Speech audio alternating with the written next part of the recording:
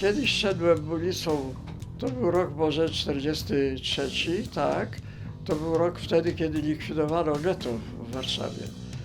I wtedy Niemcy byli bardzo nastawieni na wyławianie ewentualnych Żydów, którzy uciekli z getta. To bo zdarzało się, że jakiś Żyd się z getta gdzieś wydobył. I przecież Niemcy wiedzieli o tym, że na pewno w Warszawie tam gdzieś się paru Żydów gdzieś ukrywa.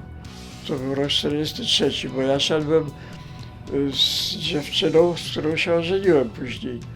Szedłem akurat po pracy, pewno wyszedłem, czy jakoś tak szedłem z nią i zatrzymali mnie, no. Wylegitymowałem się i jak on przeczytał te dokumenty, to popatrzył na mnie i się pyta, czy myśmy się czasem w getcie nie widzieli. Tak się zapytał. A ja na to od razu powiedziałem, ale to bez namysłu. A wie pan, to możliwe. Czy pan nie pełnił służby przy bramie na Lesznie? Tak się go zapytałem. I wtedy on dopiero, ta twarz mu tak sponsoriała, widzę, że taki zły się zrobił i mówi, no bo to nie są żarty, czy pan nie jest Żydem? O. Ja rzeczywiście byłem ciemny szatyn, powiedzmy. Dobre miałem brwi, takie dosyć duże, też ciemne. No, wąsów nie nosiłem, więc wąsów nie miałem. Ale oczy ciemne, piwne też, to wszystko, no nie wiem, no wziął mnie za Żyda.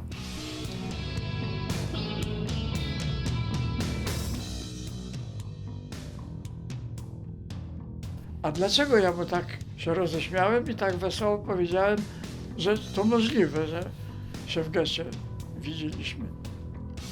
Bo jak ja byłem właśnie tym kierownikiem składu sprzętów szkolnych i kiedyś dostałem pozwolenie na wywiezienie maszyn, które były w szkole mechanicznej imienia Konarskiego na ulicy Leszno, a ona po zbudowaniu getta znalazła się w getcie, została odgrodzona od aryjskiej dzielnicy i została w getcie.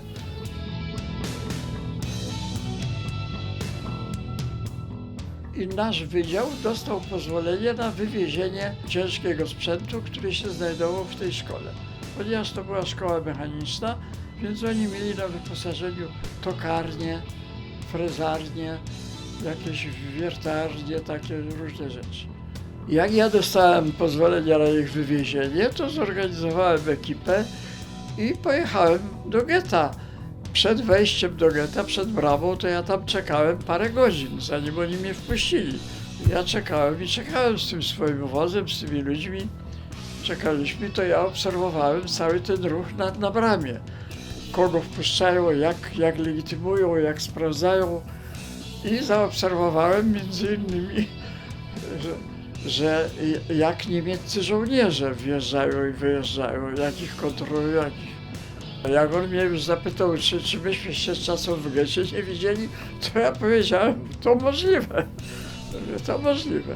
On tak samo ubrany jak ten sierżant, który tam te sprawdzania robił przy bramie. No jak on się zapytał, czy pan nie jest Żydem, to ja wtedy już spoważniałem, bo już widzę, że to nie są żarty.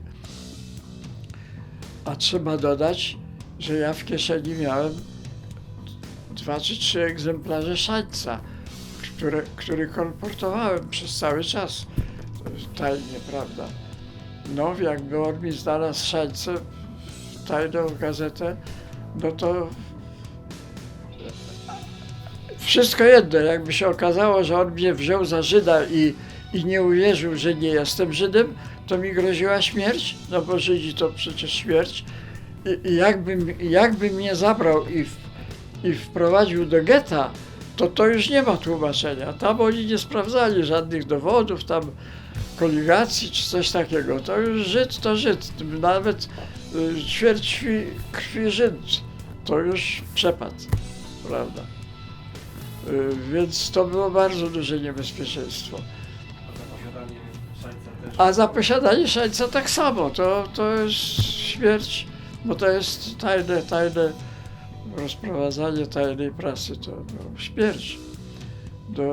Co najmniej obóz koncentracyjny, prawda, a zwykle to i nie tak było, zwykle się szło do więzienia gestapo, czyli na Pawiak, a z Pawiaka przesłuchania były na Szucha, na Alei Szucha, słynny ten tramwaj na Szucha, bo to była taka salka, gdzie więźniów z Pawiaka przywozili, oni siedzieli w ławkach i kolejno ich wywoływali na przesłuchiwania.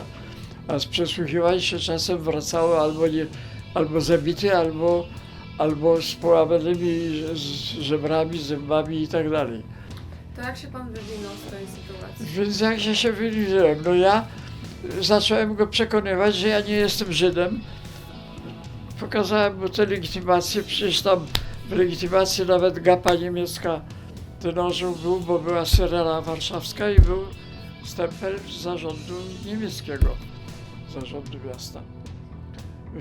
Więc to go przekonało, bo przecież Żyda by nie zatrudniali, prawda, to sprawdzili już wcześniej, że to nie jest Żyd.